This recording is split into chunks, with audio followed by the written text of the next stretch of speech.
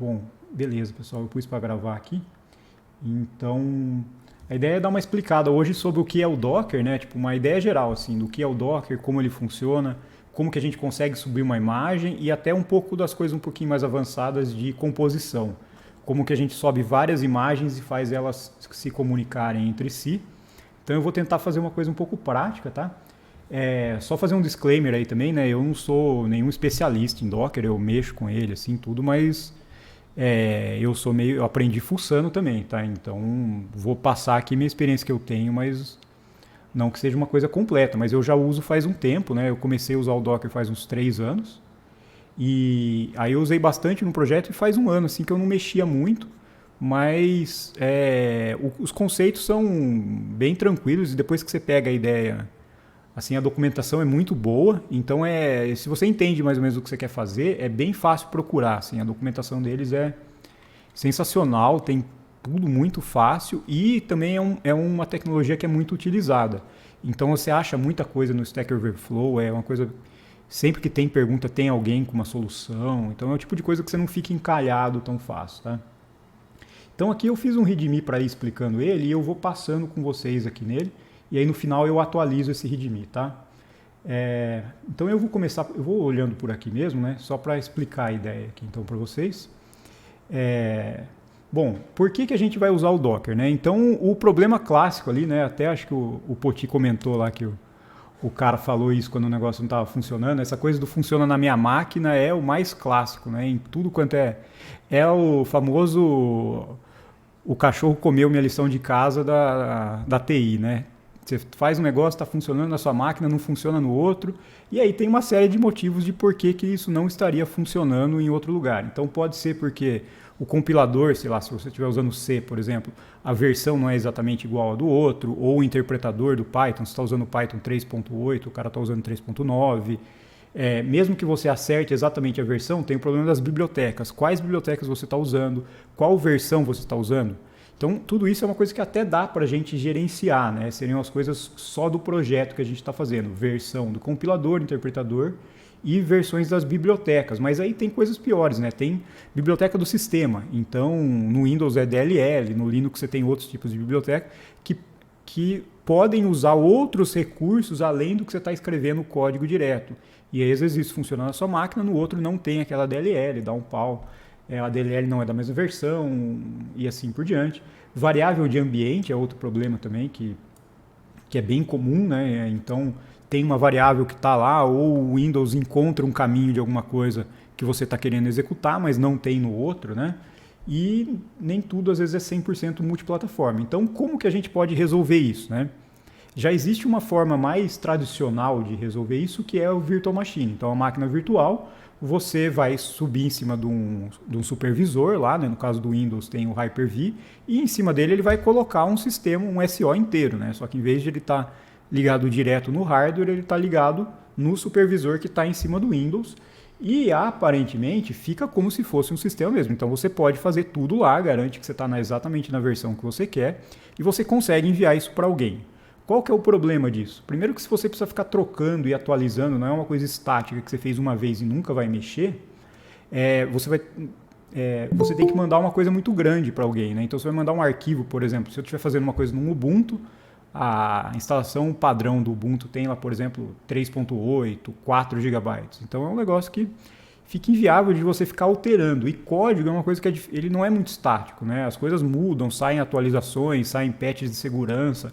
Então você não pode estar trabalhando com uma versão lá que não fez nenhum update de segurança, 2 anos depois você está com o mesmo sistema, ele vai dar algum problema, né? Então, o problema de usar a máquina virtual é essa maleabilidade, né? E o Docker ele entra justamente para resolver esse tipo de situação, colocando, na verdade, uma camada ali que facilita. Então, em vez de a gente ter a máquina virtual inteira, o Docker vai trabalhar com o kernel do nosso sistema, em vez de ele fazer um sistema operacional inteiro para cada imagem que a gente estiver trabalhando, ele vai usar a camada do kernel do próprio sistema que a gente está trabalhando. Então, se a gente está no Windows, a gente não tem kernel, né? Mas a gente tem o Windows Subsystem for Linux lá, né? Que é o WSL, que é como se fosse uma emulação, né? Ele não é virtual, mas ele é uma forma de rodar o Linux nativo no no Windows. E em cima disso, né, tem um kernel ali que tem instalado, em cima disso ele vai subir a virtualização dele. Tá? Se a gente estiver trabalhando com containers de Windows Server, essas coisas, ele vai rodar em cima da base do Windows aí, tá? Mas a grande vantagem não é só isso, é que o Docker ele é feito em camadas, então é como se fosse uma panqueca, que você vai colocando vários elementos ali, né? Então, em vez de ele salvar uma coisa para todos, que é como uma ISO, ele salva de uma forma mais esperta. Qual é a primeira coisa que eu compilei? É isso. Ah, em cima disso eu estou usando tal coisa, em cima eu estou usando tal coisa. Se eu trocar só a terceira camada, ele não vai refazer tudo. A gente vai ver lá depois como vai dar o build, ele pode reutilizar as primeiras partes que ele já compôs. Então é extremamente mais flexível você ficar gerando vários containers, alterando entre isso. E a outra vantagem é que as instruções para a geração desses containers, elas são num arquivo YAML lá. Então é parecido com um arquivo JSON, em que você vai ter uma estrutura. Faça isso, depois faça isso. Dentro disso tem essa coisa para você instalar, copia esse arquivo e assim por diante. E essas instruções, elas podem entrar numa versão, né? Eu posso colocar de forma versionada, tá? Então, eu vou mostrar um pouquinho desse arquivo YAML, mas ele é muito parecido com o JSON. Então a gente pode voltar. Bom, está funcionando, parou de funcionar, deu um problema. Posso voltar para dar um rollback para a versão anterior que eu estava testando, em que eu dava um Docker lá com o comando tal, tal e tal. Então eu consigo, muito fácil voltar nessas versões sem ter que ficar salvando o ISO de cada estado anterior. Então é extremamente mais fácil para o desenvolvimento. E aí uma coisa a mais, né? Que é basicamente obrigatório para eu fazer um CI/CD, né? Fazer a parte desde integração, da parte do desenvolvimento até o deploy, né? Então, se eu tenho uma instrução de como construir isso, faço alguma alteração no desenvolvimento, eu consigo automatizar esse processo para ele cair num servidor de produção. Então, rodar teste, etc. Se passar tudo, eu coloco no main e automaticamente o CI/CD vai pegar isso e colocar, alterar, né, a versão de produção. Então fica muito mais fácil e ele fica integrado nisso. Então o Git e o Docker, eles acabam entrando assim como pré-requisitos, basicamente, para a gente fazer um CI/CD. Não que seja a única maneira, mas é uma das mais práticas aí de você controlar o que está acontecendo. Então vamos começar aqui, né? Vou mostrar um pouquinho dos comandos aqui para vocês, né? Então as primeiras coisas que a gente precisa saber é, bom, como que eu dou um comando no Docker, como que eu uso ele, como que eu listo as minhas imagens, vou explicar um pouco mais o que é imagem, o que é container, o que é volume. E aí, em vez de eu mostrar aqui, eu quero fazer isso direto na prática com vocês. Então, existem duas formas, se a gente estiver no Windows, a gente tem duas formas de interagir com o Docker, tá, pessoal? Ou a gente vai fazer pelo terminal, ou a gente abre a interface gráfica. A interface gráfica ela vai ter no Windows e no Mac, mas quem está no Linux, se eu não me engano, ela não vem instalada. Eu não sei se tem um jeito de instalar ela, porque eu nunca tentei, mas... pode falar, João. Acho que não vem não, né? Não vem. Não, né? Tem outro problema do Windows que é o seguinte, ela começou a ser paga para empresas com mais de, acho que 50 milhões de linhas de comando, alguma coisa assim. Então, pode acontecer dessa versão desktop começar a ser paga no futuro também para você usar no Linux. Então, a galera do Linux tem essa vantagem, né? Vai ser gratuito para sempre. Uhum. Eu particularmente não gosto dessa interface e ela buga para mim, eu não sei porquê, assim, várias vezes. Então, por exemplo, se eu for em volumes aqui, só porque eu falei, estava bugado até agora, porque ele ficava rodando e não listava os volumes. Mas vira e mexe, eu clico na imagem e tem uma imagem que eu sei que está lá, que não aparece aqui, sabe? Não sei se é só na minha máquina que aconteceu isso, mas em geral eu não tenho uma boa experiência com a interface gráfica. Eu prefiro usar no terminal e é mais fácil depois para a gente integrar nos comandos do Docker Compose que a gente vai precisar. Então eu prefiro já mostrar tudo para vocês como é que faz aqui, né? E aí fica mais tranquilo de entender depois como usar, né? Então deixa eu vou mostrar aqui. Então se você já tiver instalado o Docker, para quem não tiver instalado o Docker, tem que abrir lá entrar no site do Docker e fazer download. No Windows é bem tranquilo. A única coisa que tem agora é que você tem que fazer a instalação do Windows Subsystem lá antes, né? Então você segue aquela sequência da Microsoft para fazer a instalação do WLS 2 e aí depois disso o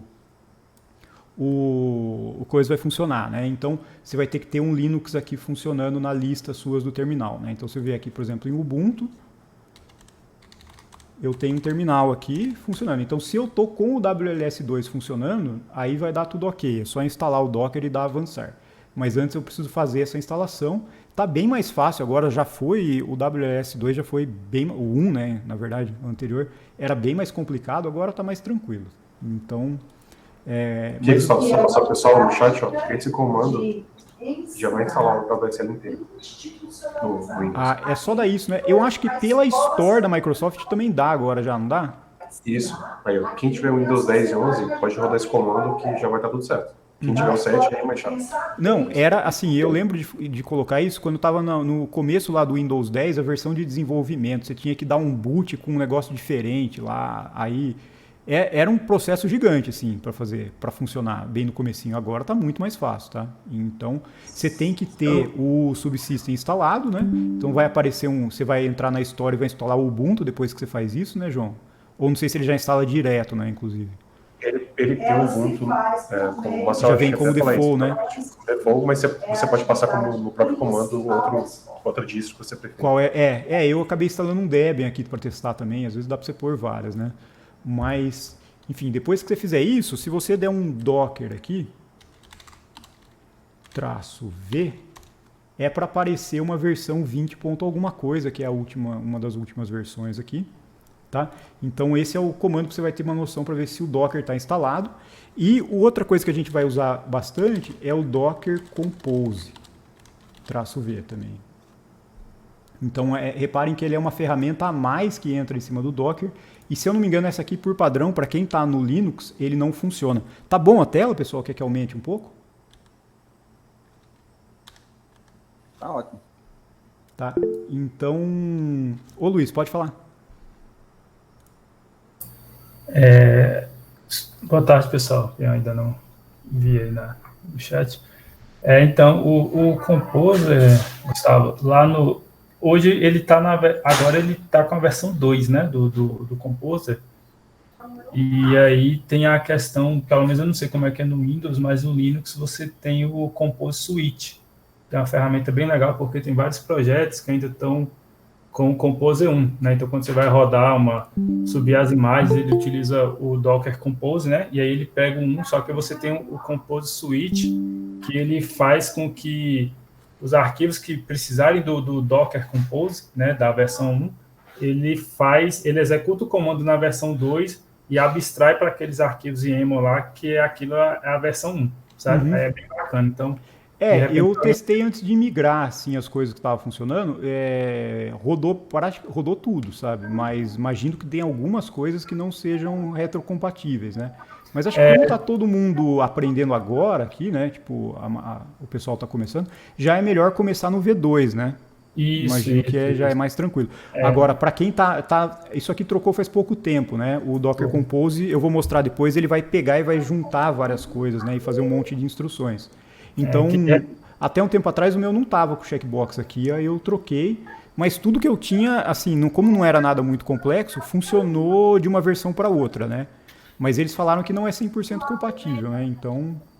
Isso. E quem usa no Linux é muito, assim, não tem a parte gráfica, né? Então o cara às vezes é pego de surpresa, porque você está com o Compose versão 1, né? E aí você pega um Docker lá que vai exigir o 2 e aí você não sabe por que está parando. E comigo aconteceu justamente o contrário. Eu estava subindo, reinstalei na minha máquina o Docker Compose, né? O V2. E aí, quando eu estava rodando os programas, eu vi que não estava sendo compatível. Aí eu descobri que tem essa ferramenta no Linux aí que ele faz esse intercâmbio, né? Então, se alguém utilizar o Linux, no caso, é bom ficar atento a isso. Tem essa versão do Compose. E tem o Compose Suite. Eu comecei também, falou com o Marcelo, eu comecei com esse WLS1 lá no comecinho mesmo. Você tinha que até entrar no coisa de preview da Microsoft no começo, né? E... agora ficou bem mais fácil, né? Então, vamos ver algumas coisas agora, aqui. Eu acho que pro Brenda, Vitor, acho que o Flávio também, não sei. Vocês têm instalado aí? WSL? Subsidiar no exercício da profissionalização e da profissionalidade docente. Eu não sei se o pessoal tá... tem que dar aquele comando, né? E aí tem que vir na Store aqui, né? E colocar, como é que fala? Será que precisa rebootar o Windows também? Faz tanto tempo que eu instalei que eu já não lembro, mas eu acho que se você colocar o Ubuntu aqui, talvez ele...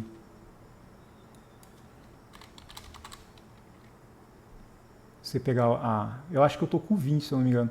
Mas eu acho que se você instalar ele aqui, ele já vai dar aquele comando, né? Vai, ou então dá o comando direto. Você quer botar o comando aí? Eu acho que no seu caso não vai fazer nada, mas só para mostrar pro pessoal. Aquele WSL install. É WLS install? WSL install. É SL, né? Aí, pessoal, tudo junto. Aí, pessoal, é só fazer isso, basicamente. Aí eu instalo tudo junto. Abre o terminal. Eu acho... Será que não tem que abrir um prompt de comando como administrador? Eu acho que não. Não? Testa aí com tudo junto, sem espaço entre menos e tal.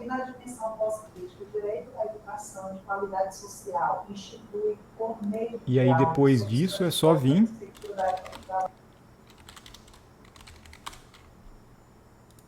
e baixar aqui, né? No Windows não tem muito erro, é só baixar o executável e já era, basicamente. Então vai ter que dar esse comando. Talvez tenha que vir e clicar em instalar no Ubuntu aqui, por exemplo. Mas eu acho que talvez ele já instale por padrão um deles lá, né? Então, e aí depois disso vai funcionar. Aí se você der um Docker V aqui e estiver rodando, um Docker Compose, aí tá tudo certo. Aqui pelo comando não deu certo. O que deu, Diego? A operação solicitada requer elevação. Então precisa É isso que eu falei, tem que clicar. Você vai fazer o seguinte aqui, ó. Abre aqui, escreve PowerShell, aí vai ter esse Windows, só que você não clica nele. Aí você vai clicar com o botão direito, executar como administrador. Beleza. Aí esse daqui é que você vai ter que... Nossa, o meu tá tudo quebrado por causa das fontes. Aqui você vai colocar Windows Subsystem for Linux, --install. Eu acho que no meu não vai, né? Porque já está instalado, mas... Agora vai. Não, ele só vai aparecer, né? Ele vai falar que ele já está instalado, né? Isso, ele vai aparecer as versões que tem disponíveis, né? Inclusive.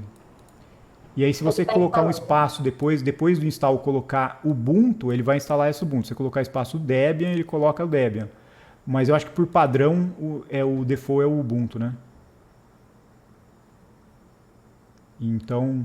Isso aí demora um pouquinho, né? Se eu não me engano, não é um processo tão rápido. Eu acho que vai depender um pouco da internet para fazer um download, mas vocês têm que fazer isso aqui e aí depois, né, vir aqui e fazer o download do Docker for Windows e dando avançar. Não tem muito segredo aqui. Tá? Eu vou mostrando os comandos, aí depois, quando for passando a instalação, vocês me avisam se tá tudo ok aí.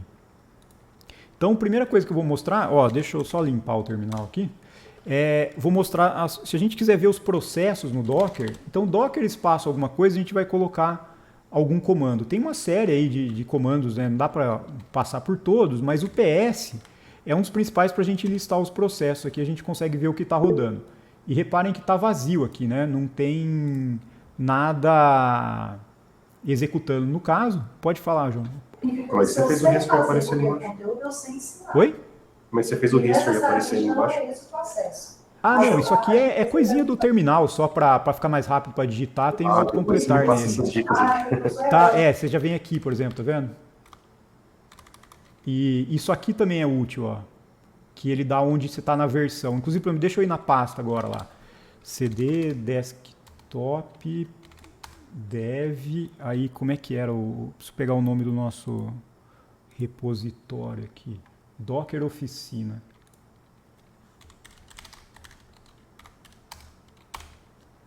Agora ele vai mostrar que eu estou no main aqui, tá vendo? Se eu alterar alguma coisa aqui dentro, ele já mostra que tem que dar commit, então ajuda um pouco. Eu passo depois como é que faz essas coisas aqui. Eu criei um arquivinho para deixar desse jeito que eu gosto, sabe? Mas aí você pode mexer.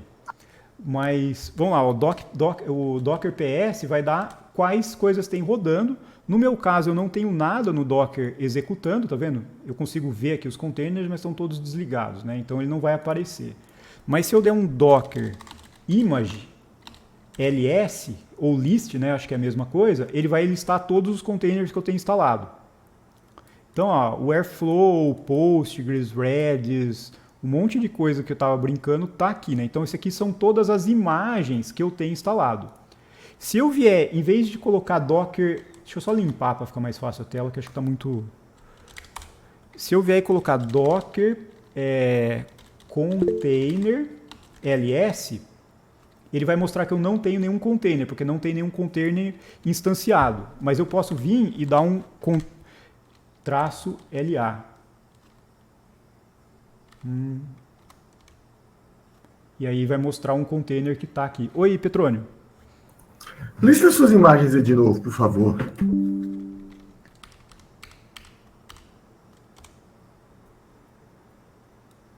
São todas essas. Essa é uma dúvida que eu tenho já mais antiga. Aproveitar e já te perguntar. Você cria uma imagem separada para cada núcleo de serviços? Ou você cria uma imagem separada para cada serviço? Ou você cria uma imagem com todos os serviços, uma imagem monolítica com tudo para rodar tudo junto? Não. Por exemplo, esse Airflow aqui, ó, todos esses são do mesmo serviço. Tá? Que é aquele para subir o Airflow com as coisas que a gente está mexendo. Tanto esses quanto um desses Postgres, eu não lembro qual o nome, e esse Redis aqui. Então, na verdade, assim, qual é a base do que ele precisa para aquele pedaço, ele vai colocar aqui na imagem. Mas você pode pegar e subir 2 containers da mesma imagem. Sim. Tá? Então, o número de containers e o número de imagens não precisa bater. Oi? Isso. E aí, se você subir 2 containers da mesma imagem, você pode fazer modificações independentes nessas imagens? Isso, só que se você fizer modificação numa parte, ele vai copiar até onde ele tem na camada lá, por exemplo. Vamos imaginar que você modificou no 5º comando. Ele vai pegar os 4 primeiros daquele que não está modificado e colocar o 5º do outro, entendeu? Ele vai criar outra imagem daí. Mas ele vai otimizar essa questão de que ele não vai recriar tudo do zero, entendeu? Entendi. Então, por exemplo, se eu tenho alguma coisa que depende do Ubuntu e eu instalei o Python, ele vai puxar o Ubuntu, enfiar o Python em cima e fazer alguma coisa. Se eu depois usar uma coisa com Node, ele vai pegar aquela do Ubuntu que eu já tinha. E aí ele vai colocar o Node em cima na imagem separada. Para isso não poluir demais, você tem alguma boa prática que você recomenda? Dá para nomear eles. Um carnaval, né? Fica bagunçado. Mas dá para você nomear. Esses daqui eu estava só testando, tá sem nome. Então, e aí você pega pelo ID aqui, né? Que na verdade é uma SHA-1 aqui, que é uma hash gigante. Você pega só pelo nome.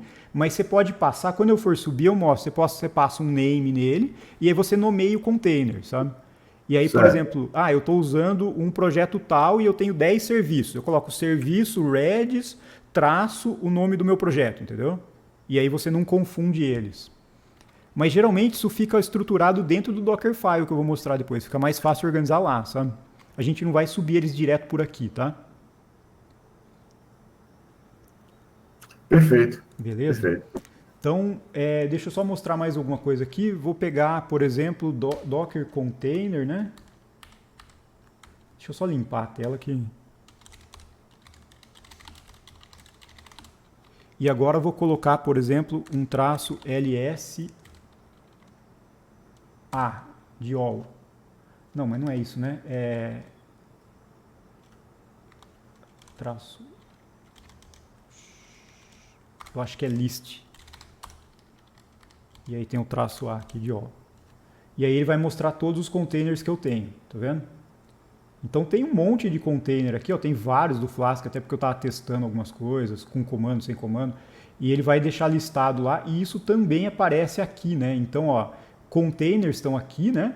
E aí aquilo que você tinha perguntado é o seguinte, olha só, o container do Airflow tem várias imagens, tá vendo? Na verdade tem vários subcontainers, né, que a gente vai colocar, depois eu vou mostrar como a gente cria uma coisa dessa. E aí você sobe só isso, e isso aqui orquestra para subir todos esses outros junto.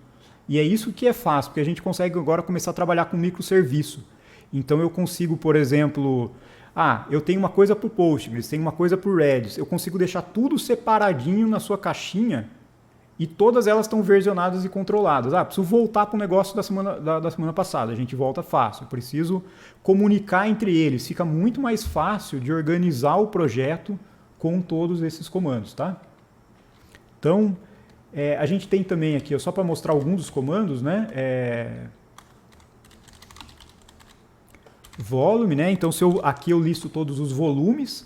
Aí, volume é o lugar onde eu salvo as coisas, porque eu vou subir aquele container, mas eu posso querer guardar o estado daquela máquina. Em geral, enquanto a gente está testando, a gente não salva essas coisas, mas depois no final precisa salvar. Eu não nomeei nenhum deles aqui, ó, Petrônio, mas porque é tudo coisa de teste, né? Mas quando você vai querer salvar, depois você pode passar um traço name e colocar um nome para o seu volume, tá? Em geral, a ideia não é ficar salvando volumes assim, tá? Eu, pelo menos, sempre tive essa opinião. Se você for trabalhar com microserviço, o ideal é ter pastas mapeadas para dentro do seu negócio e não o volume inteiro, porque o volume, se eu ficar salvando o volume, é quase como querer voltar na ideia de ter uma máquina virtual, tá? Então, eu vou deixar... eu não preciso me preocupar com a imagem do Linux que subiu lá. Eu só preciso da pasta específica que eu preciso mapear, por exemplo, dentro do Postgres para salvar o banco de dados, ou dentro do app do Python para salvar o meu coisa do Python. Então fica mais fácil se a gente mapear as coisas e não ficar salvando volumes inteiros de tudo, tá? Mas é uma prática que tem gente que usa também. Às vezes mapeia o volume inteiro que está subindo e salva tudo lá, tá? Mas funciona, é uma outra opção. Então não tem como a gente passar por todos esses comandos aqui, né? Mas basicamente, ó, ps, image e container são os principais. Eu vou colocar até eles aqui, né? Que a gente colocou para ficar mais fácil aqui, né? Então docker ps, né? Aí depois eu deixo organizado lá para vocês os comandos aqui, né? Então ls, eu vou pegar todos aqui depois e deixo tudo certinho e aí eu subo lá no Git para ficar fácil de vocês olharem, beleza? Mas beleza, vamos subir um container agora para a gente entender como é que funciona, né? Então, se a gente quiser rodar alguma coisa, a gente vai usar um comando que chama docker run. Então, docker run eu vou ter que passar o nome da minha instância, né? E aqui ele já está sugerindo algumas coisas, mas vamos dar um help aqui para a gente ver como é que funciona primeiro. E aqui ele mostra todos os comandos que eu posso ter com o Docker. Vocês reparam que tem uma coisa enorme, né? A documentação é bem extensa mesmo. Mas a vantagem é aquilo que eu falei, você consegue ver certinho como isso funciona. Então, se a gente for entrar aqui na documentação para executar um container, a gente vai ver bem fácil como isso aqui funciona, tá? Então, o que acontece? Quando eu der o Docker Run, eu vou ter algumas flags, eu vou mostrar para vocês como que eu passo elas, e eu vou passar uma imagem do Docker de onde ele vai ter que puxar isso. Essa imagem, ela geralmente vai vir aqui desse Docker Hub, que é o lugar onde estão guardadas todas as imagens de Docker. Então, onde alguém lá, por exemplo, do Ubuntu deixou uma imagem própria do Ubuntu versão 20.04, 18. Alguma coisa, o Alpine, que é um que é bem enxuto, que eu vou mostrar, versão, por exemplo, só do Java lá, por exemplo, que a gente usou para subir o Pentaho, alguma coisa assim. Então, você vai puxar uma imagem dessa lista aqui, ó. E se você quiser saber como é que funciona isso, é só abrir e dar uma explorada nesse Docker Hub que você vai achar muita coisa aqui. Por exemplo, não sei, fala alguma coisa que vocês querem ver de... Pense em algum exemplo aí de... Apache Hop.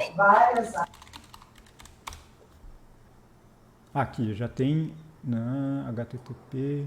Tem aquela oficial. Né? Tá certo lá. Essa aqui, não é? Então a gente vai para a escola... Não, essa aqui é só Apache. Ele está procurando para Apache. É porque o Apache é a coisa da licença, né? Talvez seja melhor... E aí eu vou me aprofundar Só Calma aí, deixa eu pegar. não tá achando. Viu? Deixa eu pegar ela aqui para botar o link. Não, com certeza tem, porque eu já subi ela. Eu postei ela uma vez, lembra lá? Eu não sei, impressionante como o Google acha melhor buscando no mundo inteiro do que o próprio site dentro dele mesmo, né? Pelo Google aí você vai achar. Que é a imagem oficial, inclusive. É essa daqui. hub.docker/apache/hop. Deveria ter achado no Google, né? Na minha busca interna. Mas é essa aqui, ó, tá vendo? Então, se eu vier aqui, por exemplo, e der um docker run e passar esse comando, eu vou colocar um traço D aqui, né, para deixar separado, e aí eu vou passar o Apache Hop. Provavelmente ele vai exportar alguma porta aqui que eu vou ter que ver para onde ele vai mapear, que eu vou explicar, mas a ideia básica é essa, só para vocês verem como é que a coisa funciona. Não, é tranquilo, Gustavo, eu já baixei. Se você não passar o menos P, ele não pega a porta. Não, mas a gente precisa depois só mostrar porque eu preciso mapear. Eu vou explicar essa questão da porta, mas é como se ele estivesse numa outra rede, entendeu? Então, a porta que ele estiver expondo alguma coisa, eu vou ter que mapear para dentro do meu localhost aqui, sabe? Então, ó, inclusive, cara, para mim só funciona 8080, nenhuma outra funciona. Oi? Queria te perguntar também depois que para mim só funciona 8080. Primeira coisa que você tem que olhar é se não tem nada no 8080 sua, né? Tipo, abre o localhost 2.8080 e veja se não tem nada. Porque se já tiver alguma coisa ali, ele não vai conseguir mapear lá, entendeu? Então ele puxou tudo, né? E agora se a gente der um docker ps, ele vai mostrar uma imagem rodando aqui. Por que ela está rodando? Porque eu dei um traço D. Esse traço D é de detect. Então ele desvincula do meu terminal aqui. Então, se eu não tivesse dado isso daqui, ele ia segurar o terminal e aí eu ia ter que matar o terminal para matar o processo. Então ele está aqui, né? Se eu quiser matar ele, depois eu dou um docker... esqueci agora, decor, é del... Depois a gente olha na documentação aqui, tá? Mas... Docker image remove e a gente apaga a imagem aqui, tá? Então, subimos uma imagem, né? Vou mostrar uma outra aqui para vocês, que é a que vem por padrão, que ele pede no Getting Started aqui, ó. É uma imagem que já tem só de Hello World aqui dele, e aí eles põem a porta 80 na porta 80. Isso aqui é uma coisa que é importante explicar, ó, que é o seguinte, tudo que a gente está fazendo no computador, ele vai ter um acesso numa certa porta. Então, quando, por exemplo, a gente digita num servidor lá, google.com, por exemplo, o default do HTTP lá é a porta 80, tem uma outra porta, 443, eu acho, para HTTPS, e aí uma série de outras portas que são usadas no computador ou no servidor para alguma coisa específica. Então, SSH é na porta 22, enfim, o Postgres é na 5432 e assim por diante. 4235. Eu acho. 4-2? 3-5, não é isso? 5? 4 ou 5-3-2. 4 ou 5-3-2. Pode ser, eu não lembro de cor. A gente vai ter que olhar ela para subir ele, inclusive. A gente vai ver isso hoje à noite no desafio lá. Eu vi ontem para subir, inclusive era isso que eu ia fazer depois, subir o coisa do desafio lá. Mas, eu achava que era isso, mas tudo bem. Então aqui você vai mapear do Docker, então o lado direito é o do Docker, aqui é para onde vai aparecer na sua máquina. Então, se a gente rodar isso daqui, ó, docker run, aqui o traço é o detached e aqui esse traço pre para dizer a porta. Então, eu vou listar aqui, eu falo, ó, o que tiver saindo na porta 80, você joga na porta 80. Então, vai manter a mesma coisa. E a gente tem que checar, às vezes, é 5 mesmo, né? 5432. Eu sei porque eu estou colocando na 5433 aqui, porque está dando palco com o... Por exemplo, no meu caso aqui, eu tenho o Postgres instalado. Então, o Postgres já está segurando a porta default. Então, eu não posso exportar na 5432 porque já está em uso. Daí eu mando outra. Então, se o meu localhost tivesse usado, isso aqui não ia dar certo. Como é que eu faço isso? 127.0.0.1, né? E não tem nada a princípio. Então, acho que é para funcionar. Então, a gente pega isso daqui. Vou subir o comando aqui. Deixa eu só limpar o terminal. E ele deve ter subido. Agora vamos ver aqui de novo.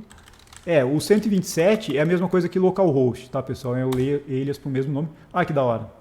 Subiu a página. Repare que está no local, tá vendo? É a própria página de help do Docker. Esse Hello World já sobe ele aqui e a gente consegue testar as coisas aqui. Então, beleza, subimos um container. Se a gente for olhar aqui no nosso negócio, a gente tem o container rodando. São os dois containers estão rodando aqui, tá? Então, esse do Apache Hope e o outro do Getting Started aqui. Tá? Então, a gente consegue subir containers que já existem assim. Só que o número de flags e coisas que a gente começa a passar aqui são muito grande. Então, você poderia, na verdade, compor um negócio com várias linhas. Copia um arquivo de um lugar para o outro. exponha essa porta nessa, execute esse comando, depois execute esse e faça todas essas coisas. Então, se você quiser dar um comando assim, começa a ficar muito grande. Por isso que a gente vai acabar usando o Dockerfile, porque a gente consegue sintetizar tudo que a gente quer que ele faça, inclusive a imagem inicial, dentro de um lugar. Então, é isso que eu ia fazer agora. Deixa eu só ver se eu não perdi nada aqui na sequência. Eu coloco isso aqui geralmente para não ir brisando e indo para outro lugar aqui. Então, rodando um container. Eu ia querer rodar um outro aqui para mostrar para vocês, mas é a mesma coisa. Como a gente pôs o hope, a ideia é a mesma. Aqui alguns comandos importantes, tá? Esse -it aqui é bem útil, né? O T é do TTY, então se eu quiser, por exemplo, rodar um comando e já pegar o terminal de volta nele aqui, eu vou colocar, em vez de eu colocar um D aqui, eu vou colocar IT. Então o que vai acontecer? Vai dar errado porque a porta 80 já está usando, né? Então se eu colocar o 81 aqui, olha o que vai acontecer. Ele vai subir um outro container, porque eu já tenho um naquela porta, né? E ele vai subir na porta 81 e ele vai me devolver o terminal aqui.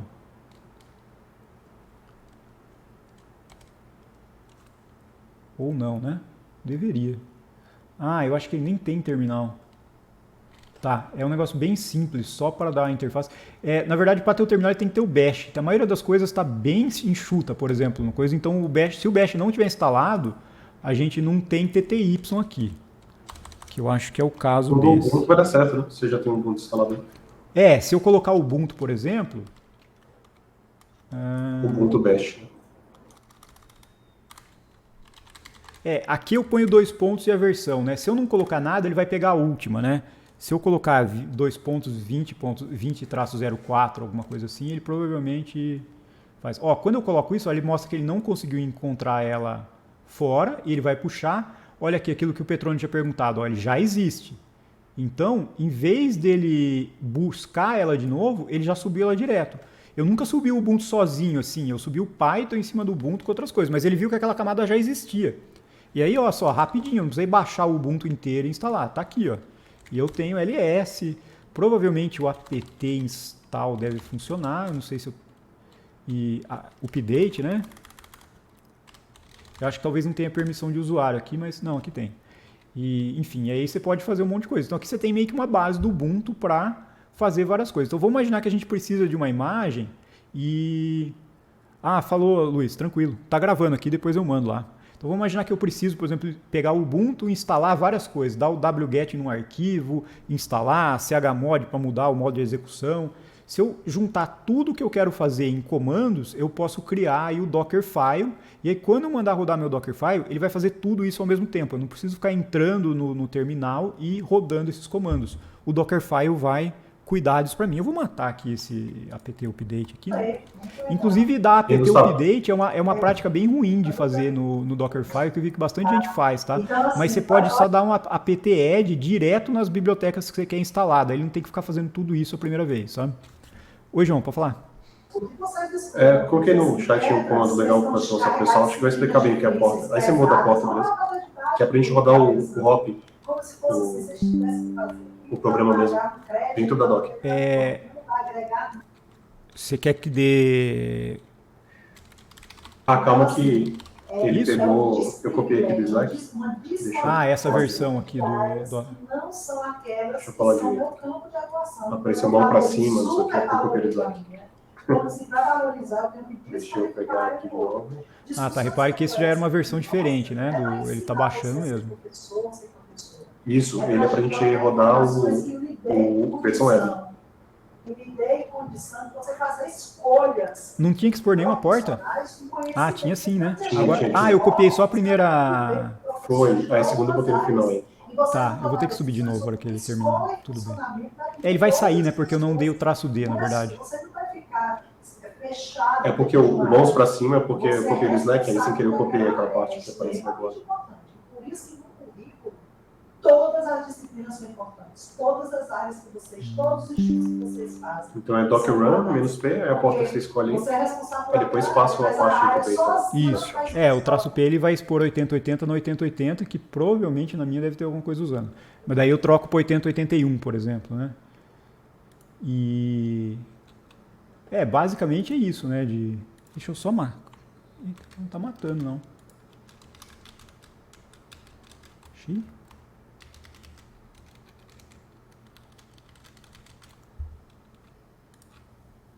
Não sei porque não matou.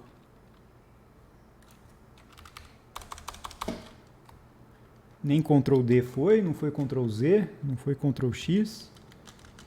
Ctrl C? Ah, foi o primeiro que eu tentei, não foi também.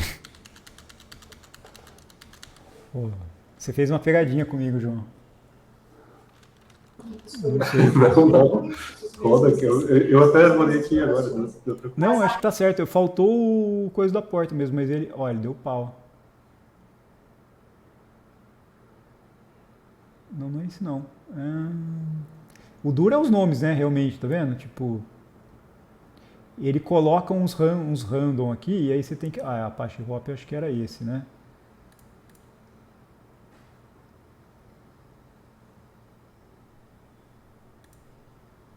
Pronto, voltou. Matou. Aí já é uma boa hora para a gente olhar e ver como que a gente mata um processo, tá? Eu acho que já vamos aproveitar e falar, bom, beleza, deu pau, o que acontece, né? Você pode vir aqui, né, e clicar, né, para parar, no caso, ou você pode listar e matar. O que acontece muito esquisito algumas vezes é que eu deletei aqui, eu tenho a impressão que ele não deleta tudo, sabe? E pelo comando ele realmente apaga a imagem, né? Então, se eu vier, por exemplo, e der por assim, ó, vamos listar as imagens, por exemplo. Para apagar uma imagem, eu vou ter que dar docker image remove, tá? Então, image remove, e aí eu vou passar o que eu quero. Só que aí eu vou ficar listando aquelas imagens, é complicado. Vamos deletar tudo para a gente ver. Como que eu vou fazer isso? Vou listar as imagens aqui primeiro. Então, eu tenho docker, por exemplo, image... ls lembra, o traço A mostra todas as imagens, né? Só que eu quero, na verdade, matar ele pelo processo, tá? Então eu vou fazer o quê? Eu vou colocar aqui e ele vai me mostrar só o ID. Então agora eu tenho uma lista de IDs aqui com esse negócio aqui. Então eu vou copiar isso aqui e vou jogar isso aqui dentro do número do docker image remove. Então eu venho aqui docker image remove, vou colocar um traço F para forçar e agora eu vou colocar todas as minhas imagens aqui. Então, ó, vamos fazer um suicídio coletivo aqui das minhas imagens.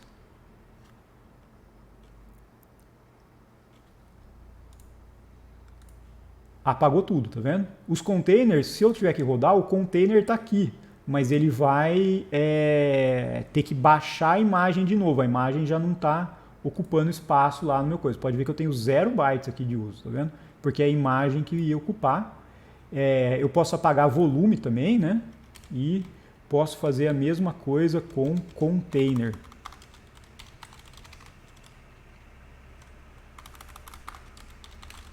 Eu acho que posso, deixa eu só verificar. Pode, aí apagou tudo. Se eu vier aqui, ó, não tenho nenhum container, beleza? Então é assim basicamente que a gente apaga. Docker container remove e aqui a gente passa o nome do arquivo. O número, né? Ou o nome se você tiver nomeado, né? Mas como eu não fiz uma boa prática de dar nome em nenhum deles, então eu estava apagando pelo ID. Mas se aqui você coloca tipo nome do container aqui. Ou container ID, né? Ou a sequência de número aqui. É o final da SHA-1 lá, né? Da hash dele. E aí ele apaga, beleza? Então, basicamente, pelo terminal é esse. Você vai dar um docker, tipo run, né? E vai puxar de algum lugar. Mas... vamos imaginar agora a situação mais real. Eu quero construir isso de algum lugar, né? Então, não tem uma imagem que tenha tudo que eu quero, com uma coisa customizada, usuário, enfim. E depois eu vou mostrar a questão de orquestrar, tá? Então, para juntar essas duas coisas, a gente vai ter que usar o Dockerfile. Até aqui, pessoal, antes de eu entrar no Dockerfile, alguma dúvida nessa parte? Eu não falei do Docker Pause e o Docker Stop, né? O Docker Pause eu achei interessante, porque você consegue retomar o estado, né? Depois. Peraí, o Docker o quê? O Docker Stop, que ele mata completamente, aí ele tem o Docker Pause, né? Docker Pause. Isso. Eu esqueci. Legal, que tem muito comando, João. Nossa, não dá para mostrar tudo e eu também não sei decorar. Sim, com certeza. Mas, o pause e o stop pode usar também, né? É que o remove, geralmente quando dá errado para mim, eu removo já de uma vez, sabe? Então, dificilmente eu pauso ele, mas você pode pausar. Tipo, existe alguma situação que o pause a gente vai usar mesmo, não? Às vezes você quer pausar porque tá tudo ok, né? Mas aí aqui funciona bem também, sabe, no terminal, para pausar o container. Dá para pausar aqui, sabe? É mais ou menos a mesma coisa, tá? Então, eu acho que eu não falei como acessar. Eu vou mostrar depois como entrar no terminal também dele, mas deixa eu mostrar o Docker Image primeiro, que eu acho que vai fazer mais sentido aqui. Então vamos imaginar agora, eu vou criar um arquivo aqui que vai ter a minha sequência de instruções e é um arquivo sem extensão e eu vou chamar ele Dockerfile, tá? Na verdade ele não precisa chamar Dockerfile, tá pessoal? Mas por padrão as pessoas dão esse nome para eles, né? Então, o que a gente vai fazer aqui no nosso Dockerfile? Vamos configurar uma construção de uma imagem aqui para a gente poder executar. E esse Dockerfile, ele tem algumas, eu até coloquei minha colinha aqui, alguns comandos que a gente vai ter que dar para ele executar. Então, lembra que a gente estava dando docker run e colocava o nome da imagem? Agora a gente vai usar o from para puxar a imagem. O run é para executar comando de terminal. Então, tudo que a gente quer rodar no terminal, você vai dar run não sei o quê. E aí eu vou poder fazer coisa a mais. Quero colocar o meu programa lá dentro, por exemplo, e executar. Então vamos imaginar que eu quero fazer uma página web com Python, por exemplo. Acho que eu pensei num exemplo bem simples aqui, ó. E eu vou colocar um arquivo que eu vou chamar de app.py aqui, beleza? E esse arquivo app.py, ele vai ser tipo um arquivo de Flask mesmo. Eu acho que eu devo ter o Flask instalado aqui no meu... Deixa eu puxar um ambiente virtual base aqui, que acho que aqui está funcionando. E aí eu vou fazer um negócio... Não precisa se preocupar com o Python aqui, mas é 2 minutinhos só. From Flask import Flask. Nossa senhora. Só nisso, você prefere qual? Flask, Django ou agora o Flash API? Oi? Qual você prefere? Flask, Django ou Flask? Cara, pra coisa que eu gosto dos dois. O Flask eu acho que é melhor para aprender. Eu não começaria pelo Django de jeito nenhum. Eu acho que é bem mais fácil. E agora tem o tal do Fast API, né? Oi? Fast API agora que eu vim falando. O Fast API é igual ao Flask, idêntico.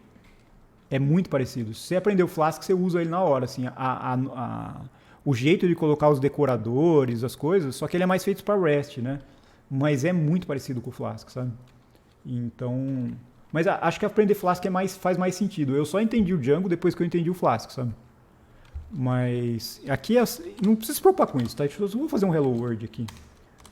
Tipo, e agora eu vou só colocar uma rota aqui. O bom que o... ele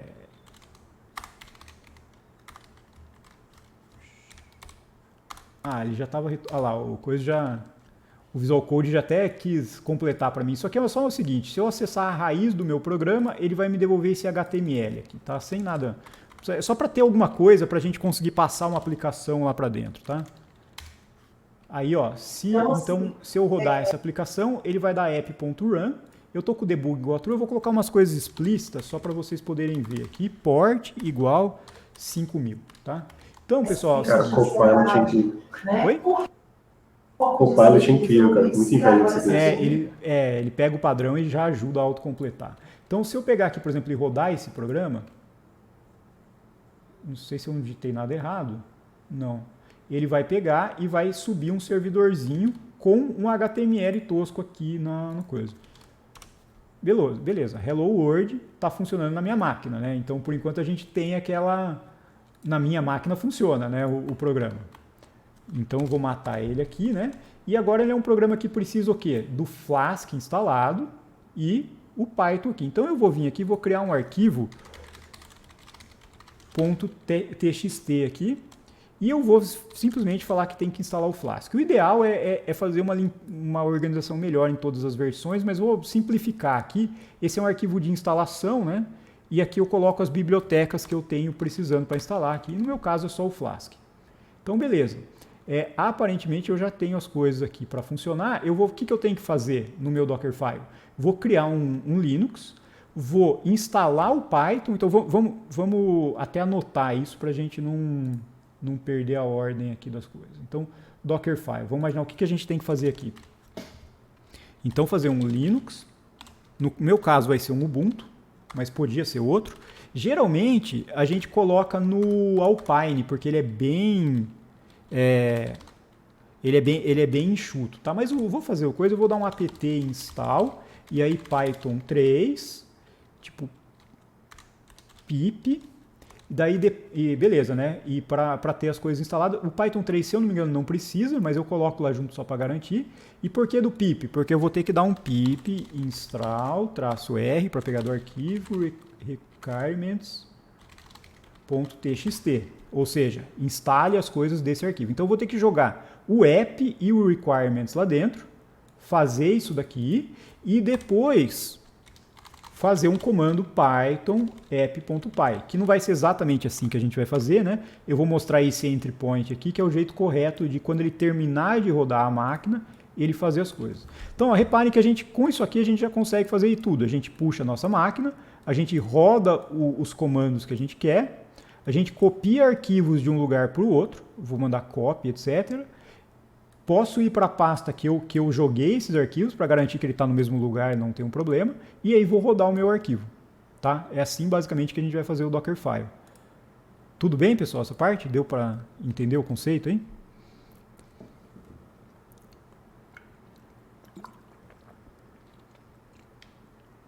Quando não falar nada, não é bom. Eu estou esperando alguém falar. Oi? Não, eu estava esperando alguém falar, mas maravilha. Eu vou fazer, é que assim, na verdade o jeito mais fácil de entender isso é ver um exemplo pronto, ver um Dockerfile montado aqui, né? Então, from, e aqui, ó, o autocompleto já o base image. Qual que é a minha imagem base lá? Ubuntu, tá? Vou pegar ó, tá vendo que eu poderia ou não colocar, né, ele tá querendo, eu vou colocar no 2004, que é a última estável, se eu não me engano. Oh, apesar que agora logo nós vamos chegar na 22, né? Caramba. E agora eu vou ter que run, né? Já tá demorando, né? Mas melhor manter na 20 mesmo. Até pela versão do Python é melhor colocar na 20. Ah, por enquanto. Não, eu só tô estranhando de como já tá na próxima, passou 2 anos, cara. Parece meu Copilot, que negócio incrível. Olha isso, Pedro. Olha, Marcelo. Olha o que o VS Code já pediu para mim fazer. Ele já quer dar todas essas coisas, o update. E aí, ó, só tem que tomar cuidado com o traço Y aí, né? Que você tem que dar yes nessas coisas, porque a gente não tem o terminal de volta, né? Então, só que eu vou tirar todas essas coisas aqui, né? Então, tipo, eu vou tirar até aqui, né? Só vou dar um update. E agora eu vou dar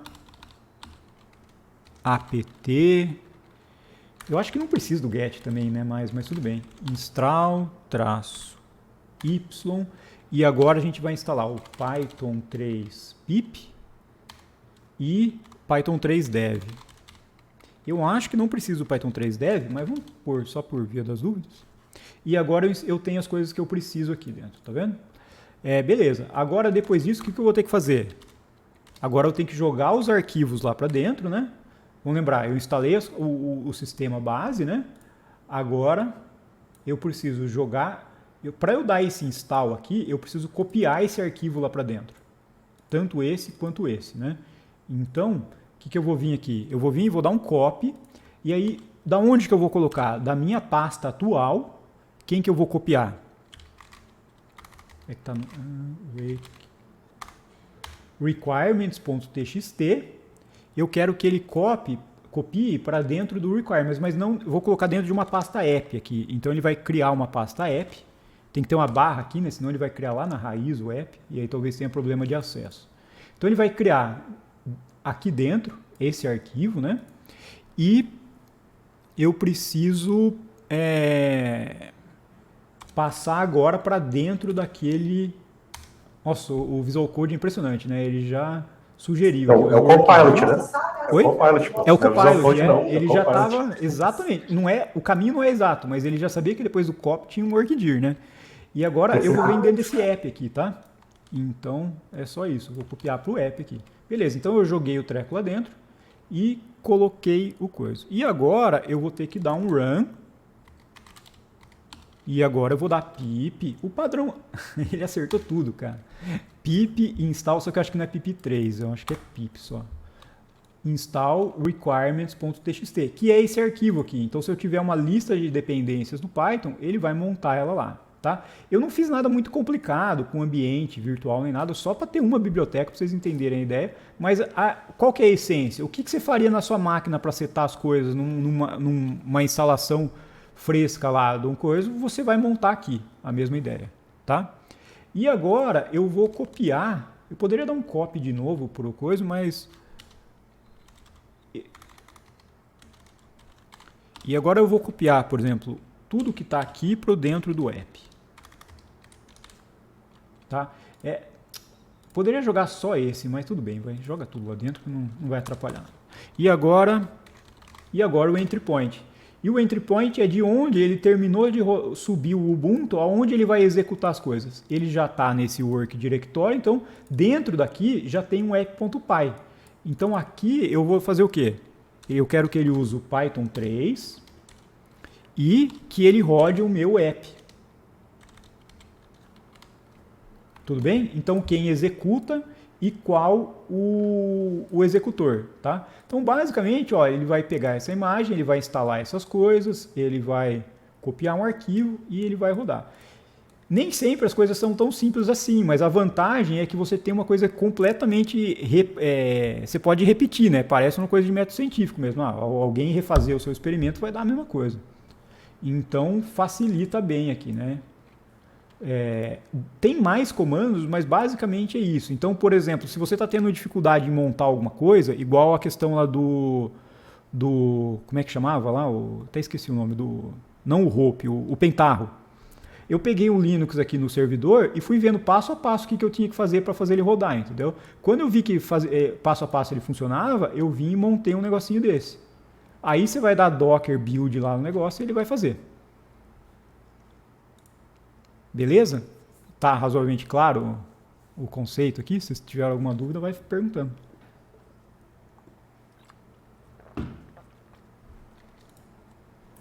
Claro e cristalino, cara. Beleza, então vamos ver se funciona, né, Petrônio? Aparentemente. Eu nunca parto do pressuposto que as coisas vão funcionar de primeira. Isso ajuda. Pois é, né? Eu tô fazendo meio eu tô na dúvida nesse PIP 3 aqui. Eu fiquei com uma pulguinha atrás da orelha, mas vamos lá. Se não funcionar é legal também, porque daí a gente testa aqui, né? Então, eu vou ter que dar um build agora nesse negócio e acho que já era. Tá salvo, o resto tá salvo. Vamos lá. CLS, Docker, build. E agora eu vou passar o Dockerfile. Se eu quiser passar o nome do arquivo, eu coloco -F o nome do arquivo. Mas por padrão, ele chama Dockerfile já, tá? Então, eu não preciso passar nada. Eu vou dar um Docker build ponto aqui só. Ou seja, ele vai olhar nessa pasta que eu tô o arquivo. Só que exceto que eu não tô na pasta, né? Então, cd... Tá, agora eu acho que vai funcionar. Docker build ponto. E aí, se eu quiser passar um nome, -T para passar um nome, senão vai ficar aquele monte de coisa feia. Eu vou chamar ele de meu super app. E agora eu estou instalando ele. E obviamente deu pau, né? Requirements.txt não funcionou de primeira, você tem razão. Mas deu pau no copy. Vamos ver o que está acontecendo. Não, pois é, mas é o esperado mesmo. Cara, é muito bacana esse seu shell, cara. Eu passo depois o link para vocês. Eu acho que eu copiei errado o nome dele aqui. Renomear. Eu passo como frase, tá. Bem legal. Ali, ó. É um I no lugar. O I e o E tá trocado. Na verdade, qual que é o certo? O I troca com E, né? Requirements. Requirements. Então, requirements. Aí troca o I pelo E agora, depois do R lá. Você escreveu certo aí. Aqui é E no segundo, né? Isso isso. É igual assim que você escreveu o livro, perfeito. Requirements. ele até ele ficou coisinha certa aqui. Espera só um nem segundo. foi no script, né, cara? Que sacanagem. Oi? O erro nem foi no script, né? Que sacanagem. Foi no arquivo, né? Vamos lá. Agora ele vai... Olha lá, ele está fazendo o apt-get, né? Como é o Ubuntu, Ah, não, ele está a grande demora é o update, cara. Se der para tirar isso aqui é o ideal. Só que aí você tem que olhar lá no apt cache qual que é o nome do negócio e fazer um update só dele, sabe? Mas por preguiça eu deixei assim. Enquanto ele vai indo isso aqui, deixa eu só mostrar um mais complexo, por exemplo, aqui. Deixa eu pegar o do Pentaho. Cadê? Airflow. Ó, eu vou jogar aqui dentro. Você achou uma imagem do Pentaho, Gustavo? Não, você teve que construir? Achei, mas não funcionou. Daí o que funcionou foi isso aqui, ó. Ó, entendeu? apt install, tananã, por exemplo, precisava deszipar um arquivo, então você tem que colocar um wzip. A imagem que ele está usando é o Java aqui, tá vendo? Então a Java versão 8. Aí nele, deixa eu só mostrar aqui, eu tive que colocar o arquivo do Pentaho aqui, ó, tá vendo? Então eu dei um copy do arquivo do Pentaho lá para dentro, instalei as coisas que precisavam para instalar o Pentaho e aí executou ele. Que é essa sequência inteira aqui, ó, tá vendo? Que é basicamente o que ele fala para fazer no Linux.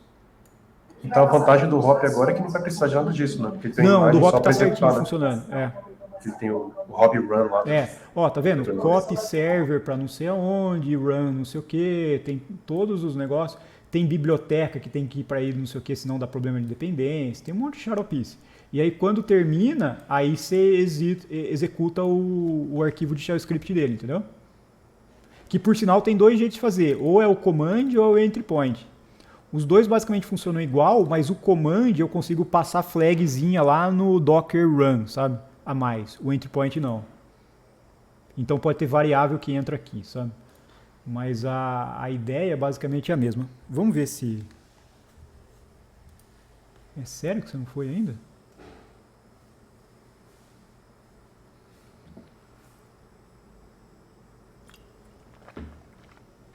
Tá indo, né? Mas a ideia então do Dockerfile é essa. A gente vai colocar tudo lá, né?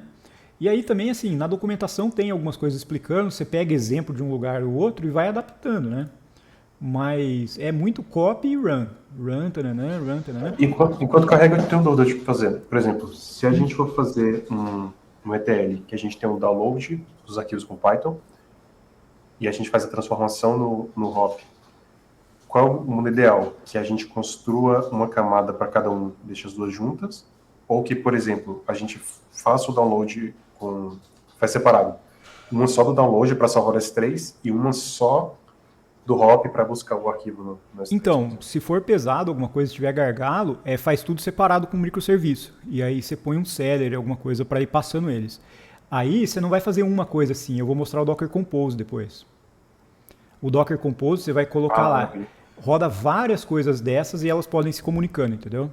Então alguma coisa de script de puxar é uma coisa, o outro que vai transformar, entendeu? Até porque às vezes as versões das coisas para os programas separados são completamente independentes. Então eu estou usando o Python 3.7 num script e tal, mas eu estou usando o outro em outro lugar, cada um fica no seu Dockerzinho separado. E se a gente usar o Alpine, que é o padrão para colocar essas coisas para deploy, ele é bem leve, tá? O Alpine tem tipo 20 MB, eu acho, coisa assim.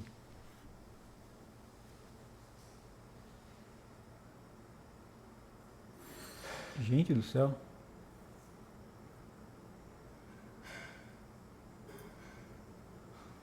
Eu falei que não era uma boa por update, né? Mas...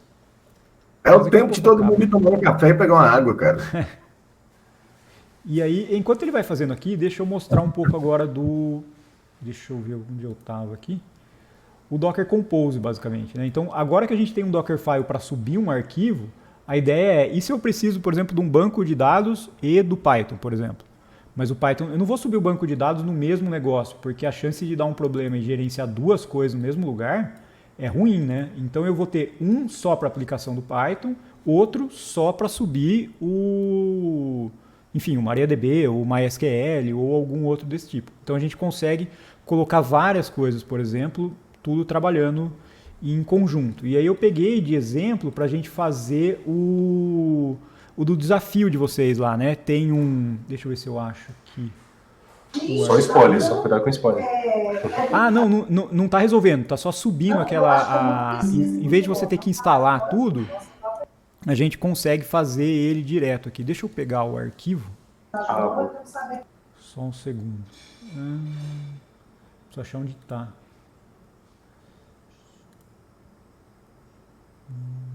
Docker test, SQL, é esse aqui. Deixa eu jogar ele aqui dentro do nosso oficina.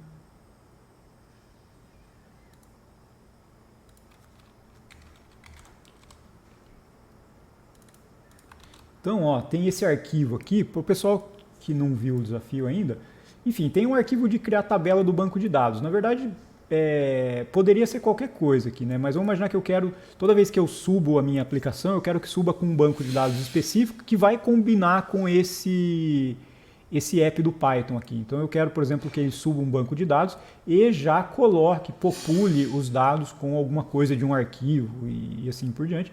Então eu tenho um arquivo .sql aqui, tá? E agora eu vou mostrar como a gente faz essa coisa de integrar várias aplicações de uma vez só. Deixa eu só ver se já não...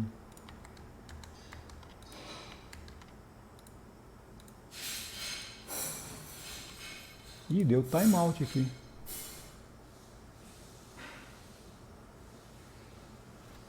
Sério que não achou o Python 3?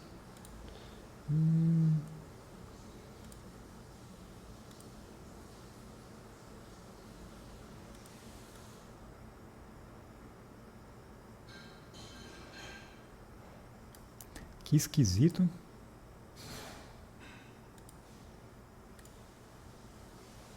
Essa mensagem do... Ah, é o e-comercial aqui. Tava na outra linha. Nossa. Será que dá para passar sem update? Eu acho que não dá.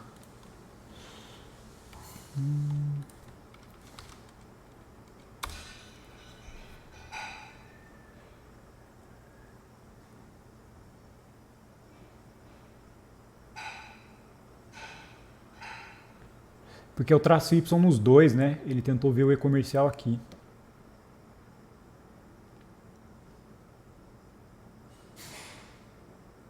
É gozado que ele não achou Python 3.dev, não o E. Ah, tá. É um e-comercial aqui, ele acabou essa linha, tá vendo? E aí ele tentou ver Python 3.dev sozinho. Daí ele não achou. Então, lá no... Oi? No pip não é pip 3, não? Lembra que eu fiquei na dúvida?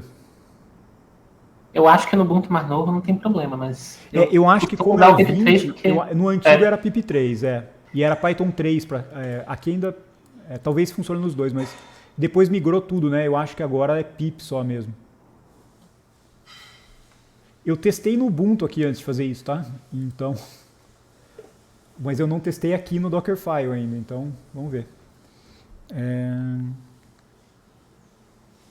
Tá, enquanto ele está indo, deixa eu mostrar como é que funciona o Dockerfile. Eu vou pegar o exemplo pronto aqui, que eu já fiz para testar, para a gente não ter que ficar fazendo tudo de novo.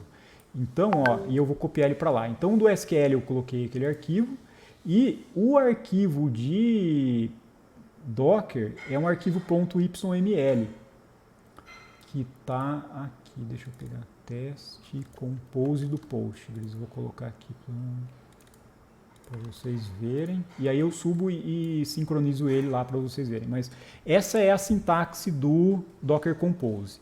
É um pouco diferente do Dockerfile, mas a ideia ele parece um JSON, tá? Então você tem chave e valor. Esse version aqui é a versão do Docker Compose, 3.8 se eu não me engano é a última, mas ele tem várias instruções de acordo com versões anteriores para ver como ele vai executar as coisas. Mas então cada um dos containers que eu vou subir é um serviço. Então DB é o nome do meu primeiro serviço, que é o banco de dados. pgadmin é aquela interface do Postgres para você poder visualizar os bancos, as relações, as coisas tudo, e ele sobe numa página também. Então cada um desse daqui é um comando daqueles que a gente daria no run. Então se eu tiver só um no serviço, por exemplo, o Docker Compose é basicamente um Dockerfile onde eu passo as informações. Então, ó, tá vendo ports aqui, ó? Lembra que a gente dava no Docker, você colocava "-p" e colocava um número, 2 pontos, o outro? É a mesma coisa, só que aqui eu vou listar as portas. Aqui o volumes eu também poderia colocar "-v" lá no Docker e montar um volume no outro. Então o que eu estou fazendo aqui nesse volumes, deixa eu tentar aumentar um pouco a tela para ficar melhor. Eu estou indo de trás para frente aqui, mas acho que dá para entender melhor aqui, ó. Esse volumes ele vai fazer o seguinte, eu vou montar essa pasta Postgres Data, que atualmente não existe, se a gente for olhar aqui. Não tem nada aqui, tem uma pasta images que eu coloquei, que são só as imagens do Markdown que eu estou escrevendo aqui, né? Mas não tem esse Postgres Data. É aqui que ele vai salvar o banco de dados. E ele vai mapear o quê? Esse Postgres Data com o que está dentro lá do var lib Postgres Data, que é, se você for olhar lá no Postgres, é onde eles informam que fica os arquivos do banco de dados. E aí, por último, eu quero colocar aquele create SQL, que está dentro da pasta SQL que eu criei, aonde? Ó, tenho 2 pontos aqui, ele vai jogar lá no Docker Entry Point initdb, que é uma coisa o seguinte, tudo que entra nessa pasta aqui do Postgres, quando ele inicia, ele roda o script de SQL. Então, a hora que ele subir, ele automaticamente já vai criar o banco com esse create SQL. Então, vai ter esse din tempo, din produto, enfim, vai ter as coisas que são coisas do banco de dados que vocês vão precisar lá no desafio, né? Os alunos que forem fazer. Tá? Então, ó, o que acontece? Eu estou criando um serviço. Deixa eu... O nome dele, lá, Petrônio, agora tem nome aqui, tá vendo? PG Container, e ele é um Postgres baseado nessa versão do Alpine, que é essa que eu falei para vocês que é a mais leve, sempre que puder optar por ele é melhor. Então aqui a gente tem aqui nesse environment você coloca variáveis de ambiente, então a gente precisa lá do user, do password, e o nome do database que eu vou criar, que eu chamei de teste. Tá? Então basicamente é isso aqui ó, no meu serviço. A porta que eu quero expor, eu estou expondo na 5433 em vez da 5432, porque essa aqui é a default do Postgres do Windows também, né? Então, dentro do Docker ele tem essa e aqui fora é a outra. Aqui dentro também o pgadmin. O pgadmin é um container que tem lá pronto do pgadmin, que a gente vai conseguir uma interface, né? Eu estou colocando na porta 5051, ele por padrão serve na 80, que é o HTTP normal, né? Então a gente vai conseguir abrir ele para comunicar com esse. Então são 2 containers separados já, né? Tá vendo? E que mais? Por último, o Flask, que vai dar um build no ponto. O que ele vai fazer nesse ponto aqui? Ele vai pegar aquele arquivo que a gente mexeu. Então aquele build que eu estava fazendo já vai ser usado aqui. Então eu vou ter um Flask, um Postgres admin e um container. Outra coisa só importante destacar é o seguinte, do ponto de vista do aplicativo aqui, ó, ele enxerga o Postgres na porta 5432, porque todos esses serviços estão lá no Docker, eles não estão na minha imagem aqui, então não importa que eu mapeei para o 5433. O Python aqui vai acessar na 5432, porque ele também está na mesma rede virtual, vamos dizer assim, que o outro lá. Tá certo? Ah, funcionou, maravilha. Deu Docker build, Docker run. Agora eu vou dar, né? Agora vamos colocar -D aqui, né, para rodar a coisa. Ou, pode ser -D mesmo. Super app, tá? Então funcionou, né, o build lá do meu coisa, vamos rodar ele só para ver se está tudo certo. É para estar funcionando, e a porta que a gente tinha aqui, qual que era mesmo? 5000? Eu acho que eu não mexi, né? Ah, não, eu preciso mapear a porta, eu esqueci de mapear a porta, só um segundo.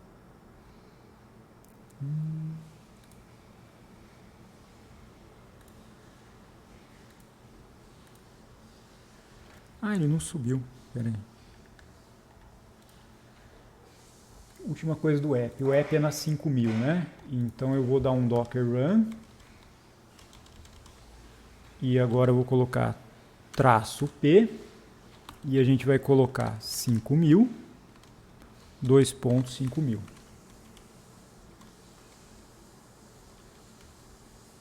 É -D mesmo? Agora eu estou na dúvida aqui do... Eu acho que esse aqui tem que ser antes. Acho que o -P é antes. -D para de teste aqui. Então agora acho que vai funcionar. Então ele vai rodar, mas ele vai expor essa nessa. Deixa eu só ver se está tudo ok. É para estar funcionando.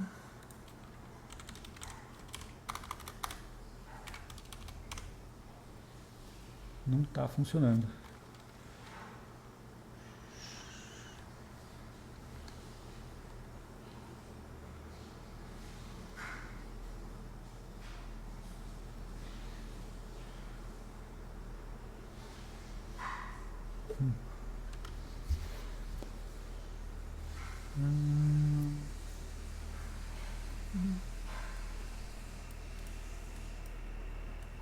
Aparentemente foi tudo mesmo, né?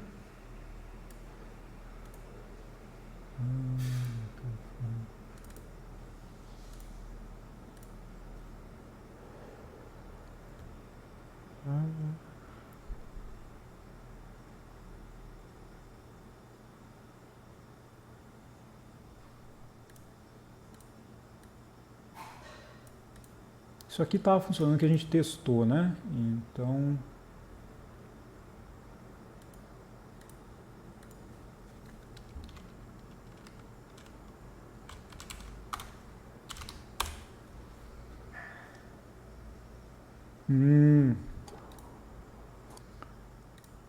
Ah lá, Marcelo, acho que é Python mesmo.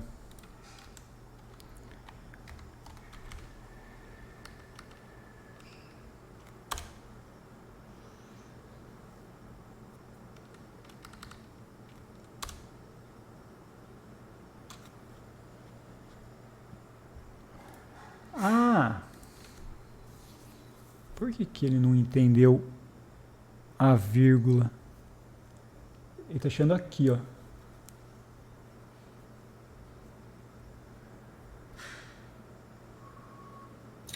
Ah, é isso aqui. É aspas dupla aqui, ó. Eu ia te perguntar exatamente isso.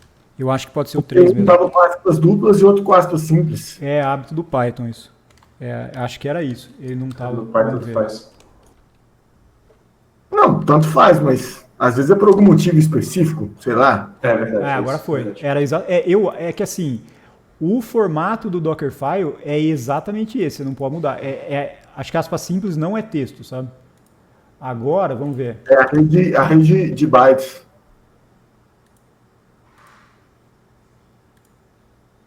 Diz que está funcionando o servidor aqui, ó.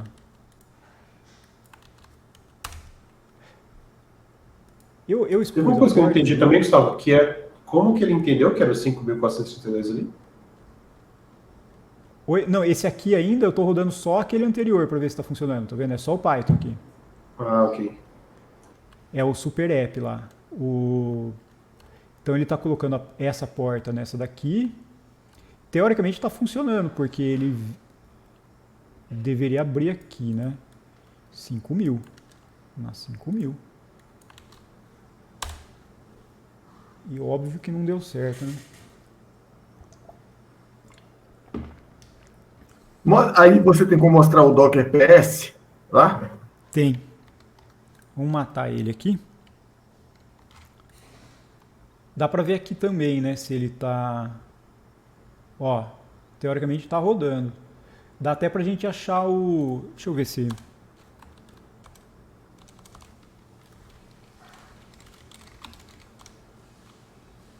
agora não tem nada, né?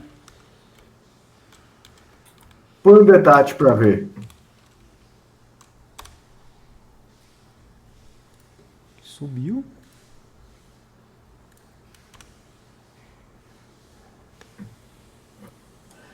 Lista de novo lá os processos.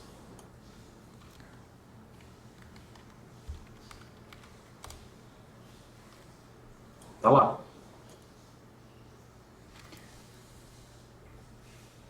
Ó, na porta. Aí nessa hora eu tenho uma dúvida. Ele tem algum console de log para a gente ver a saída lá da linha de comando?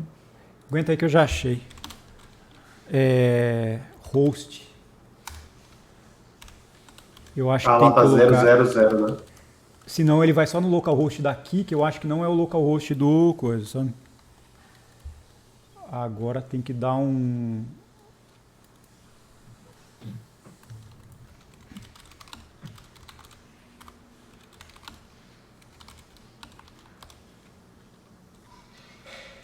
Só ver se a gente matou. Matou. Agora vamos dar um build de novo.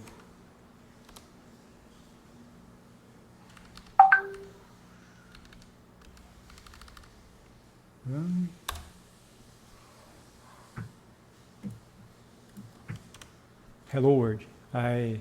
Boa. Assustei que não estava dando certo. Agora, Boa. beleza. Então, com essa ideia, agora a gente pode olhar o Compose, né? Então, deixa eu só matar ele aqui. Vou parar aqui mesmo. Mas, antes de seguir para o Compose, por exemplo, você executou ali um comando. Vamos supor que tem alguma saída de console nesse comando, lugar onde eu possa monitorar isso, sem ser diretamente lá no modo interativo? Tem, então, dá para você, no Compose é o jeito mais fácil de mexer nisso, na verdade. Você pode montar uma pasta para log aqui. E aí você põe o STD para sair lá, sabe?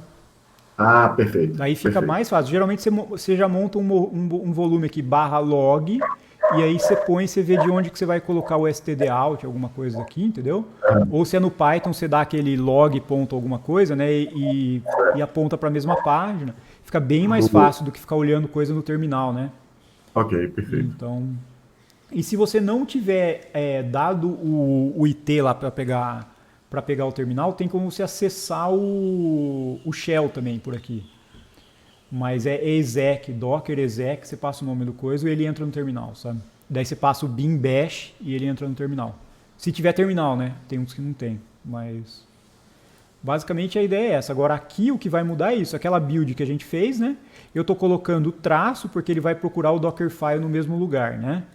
Cada um desses poderia ter uma build diferente, entendeu? Eu posso fazer uma build para o pgadmin com algumas coisas específicas, no caso eu não tenho nada, e uma build para o Postgres aqui. E aí eu ia vir, por exemplo, tá vendo que essa build é dessa daqui, né?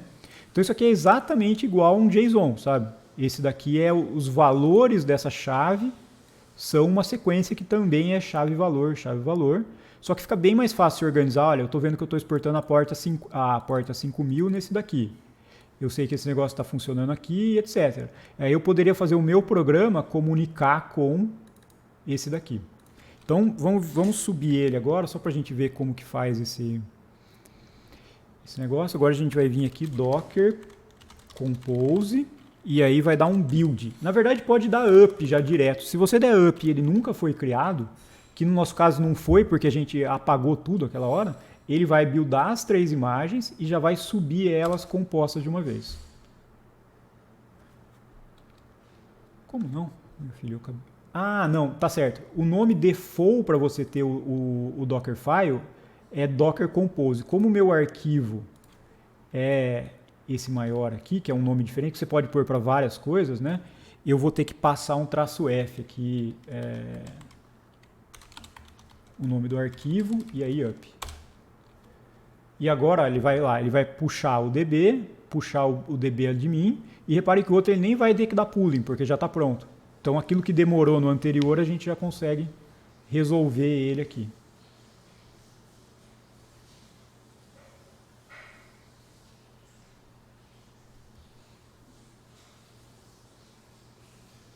Então, é para estar funcionando.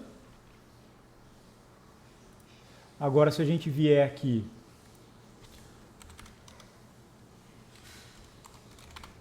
os 2 pontos, 50-50, se eu não me engano, acho que 50-51, né? Ou 5, aqui, a gente entrou na página do pgadmin. Qual que é a senha? É isso aqui, root. Cara, que legal.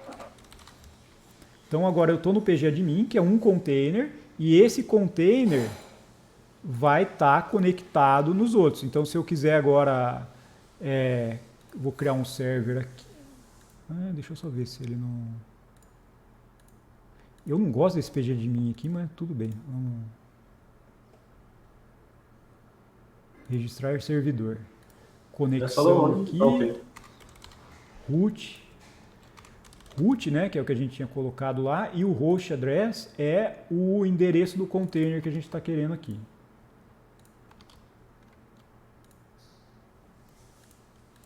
Tá. Ah, a porta... Não, a porta é essa mesmo.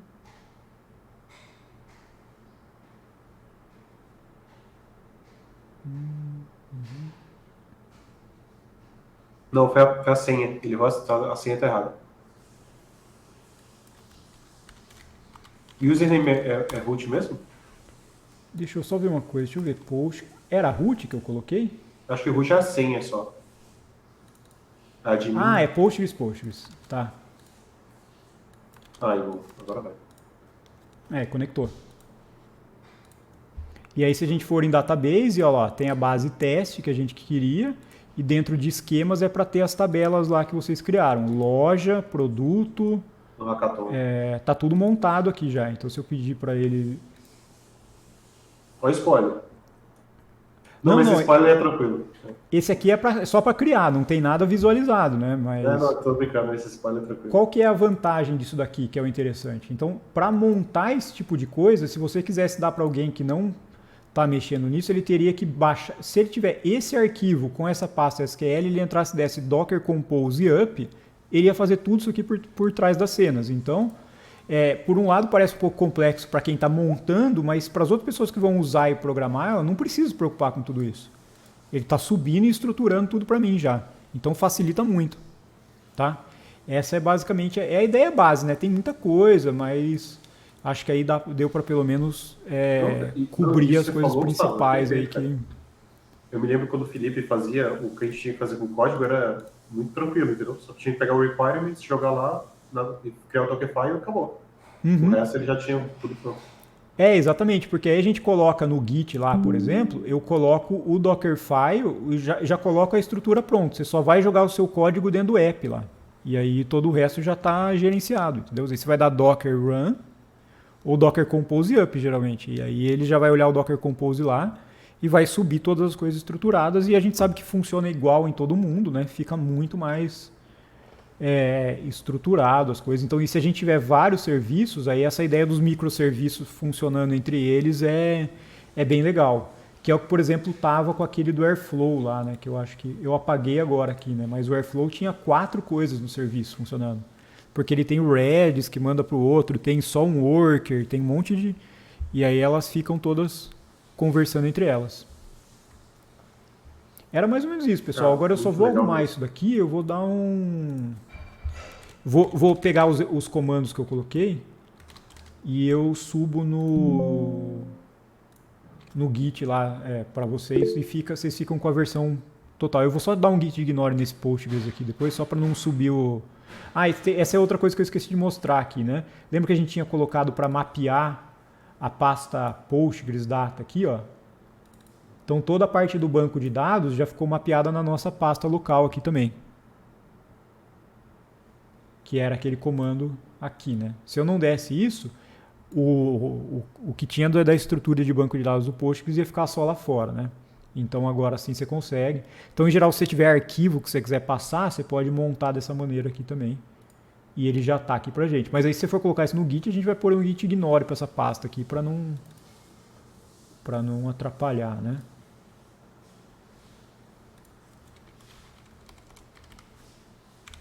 Como é que chama?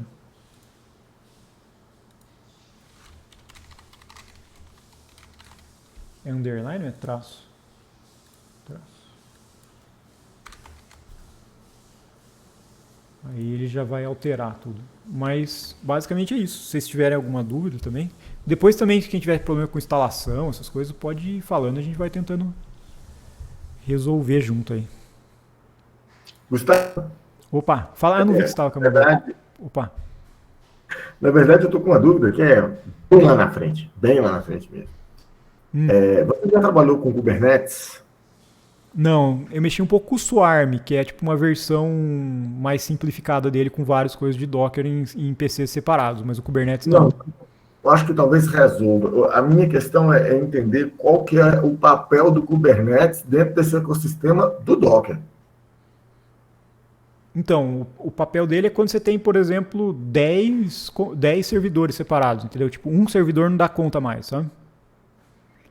Então, ele vai ter a mesma estrutura em todos e aí ele vai distribuir a carga, sabe? Mas eu nunca mexi com ele, assim, eu só vi o basiquinho de como Ele funciona. é tipo um balanceador de carga para quando você tem clusters de Dockers. Isso, exatamente, porque aí o seu DB não vai dar conta em uma máquina só, se ele está recebendo um monte de requisição por vez. Então ele vai dividir em todas e ele vai orquestrar essas máquinas, entendeu? Ah, não, excelente. Beleza. E tem o Swarm que vem já junto com o Docker, que é um pouco mais simples. E aí faz eu a mexi. mesma coisa? Oi? E faz a mesma coisa? Faz. O Kubernetes parece que é um pouco melhor, mas o Docker, o Swarm faz também. Eu usei o Swarm com o Dask, sabe? Para colocar várias máquinas. Aí todas as legal. máquinas que estão no laboratório usam o. Tipo, a gente distribui entre todas elas, sabe? Com o Swarm. Que é é mais simples. O Kubernetes é um pouco mais complicado, mas acho que também não é uma coisa absurda que não dê pra gente aprender se precisar, sabe? Mas eu acho que para o volume de dados que a gente tem, não há necessidade de fazer cluster, não. Passa longe. Não. Isso aí é se tiver muito acesso, entendeu? Tipo, tem um negócio que tal hora da noite você tem milhões de usuários por minuto lá acessando e você precisa devolver um monte de requisição. Sim, e aí você tem que distribuir o banco, né? Mas pro resto acho que não. Eu vi um vídeo da Globo, Gustavo, que recebia 1 bilhão de votos do Big Brother. Imagina a loucura. E é de uma vez, né? E depois vai ficar um tempão parado, né? E é um negócio bem complicado.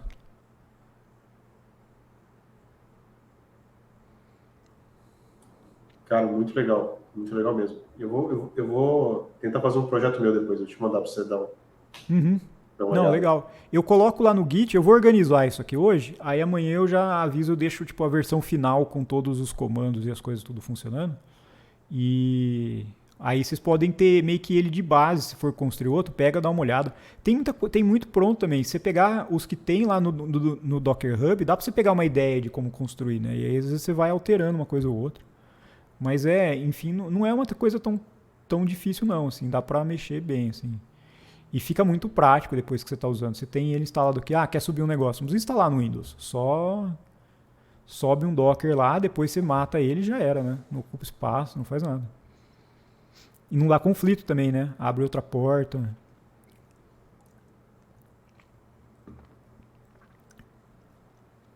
Beleza, pessoal? Se vocês não tiverem nenhuma dúvida, parar a gravação aqui.